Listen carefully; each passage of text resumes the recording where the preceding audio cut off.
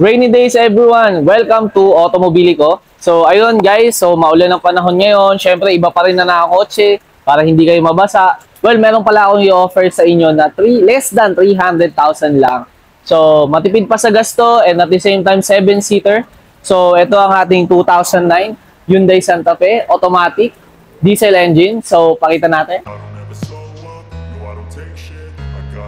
Alam niyo guys, ang advantage ng Santa Fe na to kumpara sa similar models tulad ng Honda CR-V, ito, mas matipid to sa diesel guys. Dahil diesel to, mas matipid to sa crudo. At the same time guys, 7-seater siya, sabi ko nga sa inyo. So ayun, naka 17-inch na rim size, at the same time alloy wheels din guys. And nakipansin ko, harap at likod na gulong, naka-ventilated disc. So ayun, mas perfect yun, lalo na ngayong maulan, mas makapit yung preno nyo. And then, dito naman sa kanyang, dito sa side na to guys, naka-rain visor na rin yan. So perfect na yan, pang ulan.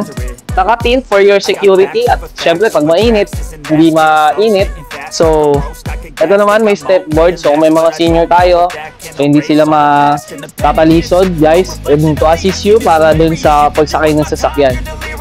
Okay guys, dito tayo sa interior ng ating Hyundai Santa Fe. So makikita nyo guys, sa sidings niya guys, pakita natin doon. Ayun. So walang worn out guys, na walang mga bitak-bitak. So maayos, presentable. At the same time guys, ito dito sa kanyang steering wheel guys, ganun din. Hindi worn out, maayos, presentable. And nandito rin, meron din tayo mga control function dito, audio control function. Ayan, yung volume, yung mode. At the same time, yung mute, meron din dito. So, andito siya. And then, ito yung kanyang shift knob sa transmission. So, automatic transmission siya, guys.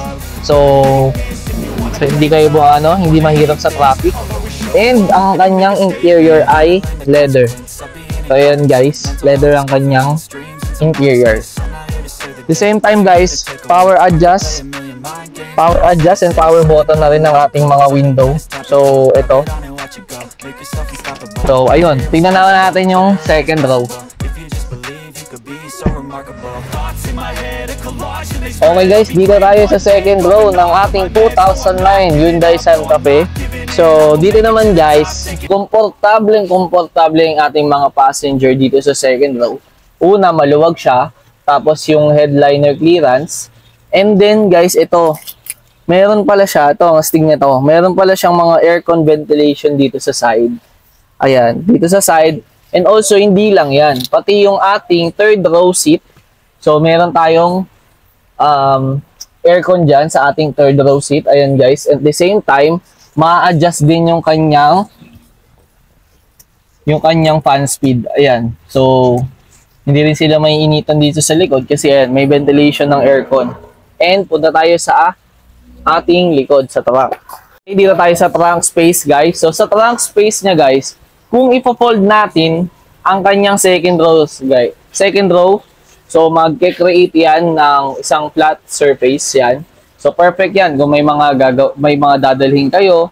Tapos kasyang-kasya yan dyan guys. So parang isang malaking kama yan sa likod. And then at the same time guys, maluwag na maluwag to. Yung even na naka-reclined yung second and third row. So, meron pa rin. For example, i-recline ko to. So, ito yung kanyang third row. So, may space pa rin dito. So, kung may mga gamit kayo, lagay nyo dito. At the same time, ito, may mga ano pa rin dito. May mga pwede kayong ilagay. So, ayan. Nandiyan yung mga tools niya.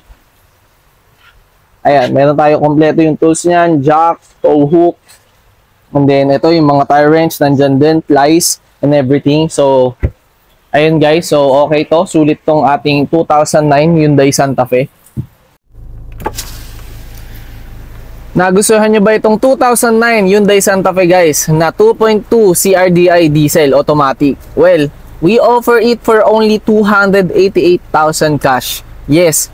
And visit nyo lang itong aming showroom for viewing. We have 3 branches. Automobilico SM Bigutan, Automobilico SMBF, and Automobilico Tagaytay Santa Rosa Road. For full selections of car, visit lang kayo sa aming Facebook page at Automobilico Official and in our website at www.automobilico.com. Yun lang guys, sigurado, klaro, garantisado.